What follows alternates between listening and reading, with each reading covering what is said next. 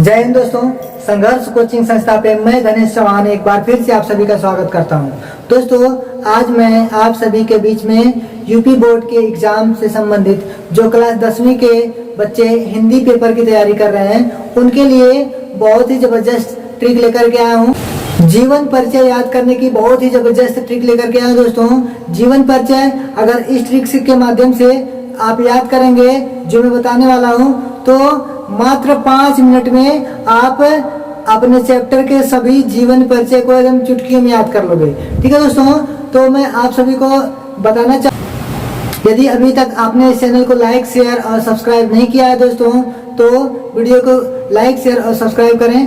तो शुरू करते हैं दोस्तों आज का हमारा वीडियो, जिसमें हम सीखने वाले हैं कि किस प्रकार से हम सभी जीवन परिचय को खूब अच्छी तरीके से याद कर पाए और एग्जाम में लिख पाए। ठीक है दोस्तों, तो हमारे पास फॉर्मेट कुछ हमने इस प्रकार से तैयार किया है, जिसमें हम दोस्तों शॉर्ट तरीके से आपको बताएंगे। यहाँ तो लिखा हुआ है, पूरा लिखे हैं, पूरा नहीं शॉर्ट है लिखा हूँ, लेकिन आपको याद करने के कुछ और भी तरीके बताऊंगा, जिसमें दोस्तों बताऊंगा जैसे जीवन परिचय याद करने के लिए सीरियल क्रम में, सीरियल नंबर में यानी क्रम संख्या में आप ऐसे लिखेंगे कौन से चैप्टर का है।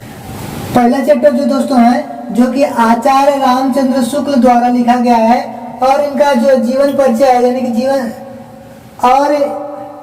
और जो इनका समय सीमा है यानी कि जीवन काल की समय सीमा जो है वो सन 1884 से लेकर के सन 1941 तक था। और दोस्तों ये बस्ती जिले के रहने वाले थे। बस्ती जिले के अगोना नामक ग्राम में इनका जन्म हुआ था। ठीक है ना, इतना खूब बढ़िया से याद करेंगे। और दोस्तों देखिए इनकी शिक्षा दीक्षा क्या थी, इसका देखिए यहाँ पर लिखा गया है ये 10th यानी कि 10वीं तक पढ़े थे और मिर्जापुर से पढ़े थे। ठीक है ना। और दोस्तों इनकी रचनाएं, मुख्य रचनाएं चिंतामणि, त्रिवेणी और भी रचनाएं हैं जो आप 2-4 तो याद कर लीजिएगा। ठीक है। उसके बाद यहाँ पर देखिए दूसरे पार्ट का जो है जयशंकर प्रसाद द्वारा लिखा गया पहला चैप्टर है, और उस पहले चैप्टर का क्या नाम है वो आप सभी समझिएगा। और दोस्तों जयशंकर प्रसाद जी के जीवन परिचय का जीवन काल जो था वह 1890 से लेकर के 1937 तक था। ठीक है। और इनका जन्म कहाँ हुआ था? काशी विश्वनाथ मीन्स काशी में हुआ था। ठीक है दोस्तों। और इनका शिक्षा दीक्षा क्या थी? और इनकी शिक्षा दोस्तों हिंदी, अंग्रेजी और उर्दू, संस्कृत और फारसी भाषा में हुई थी। ठीक है। और दोस्तों इनकी रचना जो थी चंद्रगुप्त मौर्य की, चंद्रगुप्त, कंकाल, तितली, स्कंदगुप्त और भी जो रचनाएं हैं आप पढ़ लीजिएगा और उसके आगे आदि लिख दीजिएगा। अभी मैं आपको बता रहा हूँ कि आप एक पन्ने से अधिक का जीवन परिचय किस प्रकार से लिख पाएंगे। ठीक है दोस्तों, तो चैनल पे बने रहिएगा। तो आगे देखते हैं दोस्तों, हमारा है पदुमलाल पुन्नालाल बख्शी का जो जीवन काल था सन 1894 से लेकर के 1971 तक था, और ये एमपी के जबलपुर ग्राम से थे। इनका जन्म कहाँ हुआ था? मध्य प्रदेश के जबलपुर जिले में हुआ था। ठीक है दोस्तों।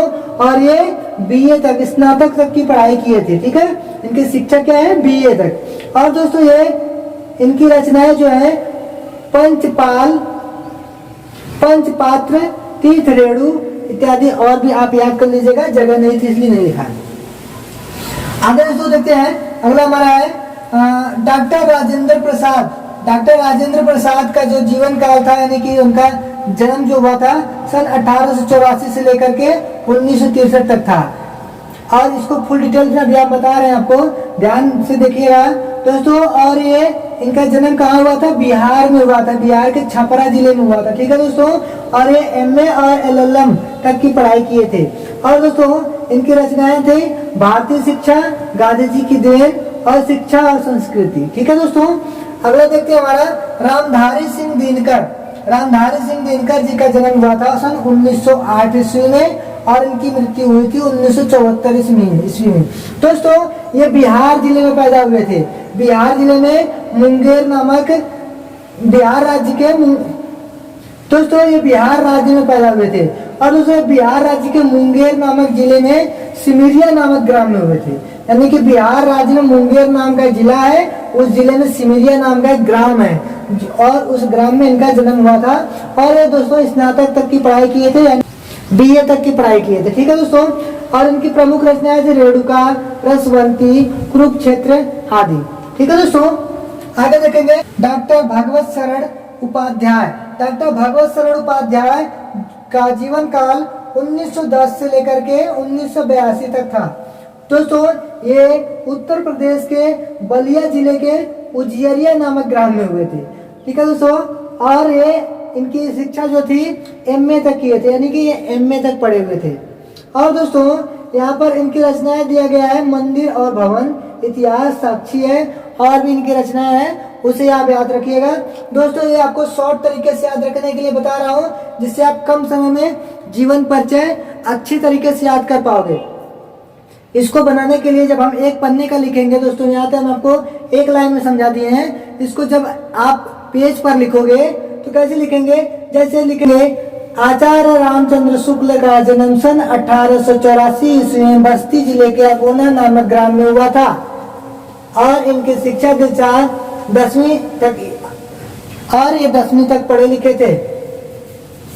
और इनकी रचनाएं दोस्तों थी, और इनकी रचनाएं चिंतामणि, त्रिवेणी, और भी जो रचनाएं है वो आप लिखेंगे दोस्तों। और भी कुछ अपने तरीके से लिखेंगे, जिसमें हम लिखते हैं ना कि ये बहुत ही गरीब परिवार से थे, और इनकी शिक्षा दीक्षा इनके ग्रामीण इलाके से हुई थी। यानी कि कोई भी होता है शुरुआत से तो बहुत दूर चला नहीं जाता पढ़ने के लिए, अपने ग्रामीण क्षेत्र से ही उनकी पढ़ाई लिखाई शुरू होती है।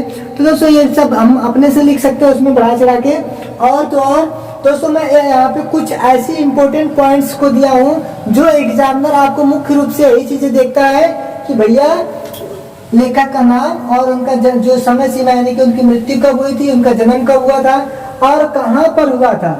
तो दोस्तों इनकी शिक्षा रचनाएं इन 5 पॉइंट्स पर, कितने पॉइंट्स हैं, 1 2 3 4 5, 3 to 5, इन 5 या 6 पॉइंट्स जो ऐसी होती हैं जिसमें आपको मुख्य रूप से एग्जामिनर चेक करता है। ठीक है दोस्तों, तो आप ये 5-6 पॉइंट्स बढ़िया से याद रखिएगा। 5-6 पॉइंट्स वही हो सकता है कि जिसमें पिता का नाम भी पूछा जाता है कि भैया उनके पिता का क्या नाम था। तो दोस्तों आप पिताजी का नाम याद रख लीजिएगा, नहीं तो कोई बात नहीं, आप ये 5 पॉइंट्स के ऊपर थोड़ा सा बढ़ा चढ़ा के एक पेज का जीवन परिचय लिखेंगे, तभी एग्जामिनर आपको पूरा नंबर देगा। ठीक है दोस्तों, तो दोस्तों इस तरह का वीडियो और देखने के लिए चैनल पर बने रहिएगा। जो आज का वीडियो यहीं तक है दोस्तों, अगर आप स्क्रीनशॉट लेना चाहें तो ले लीजिएगा।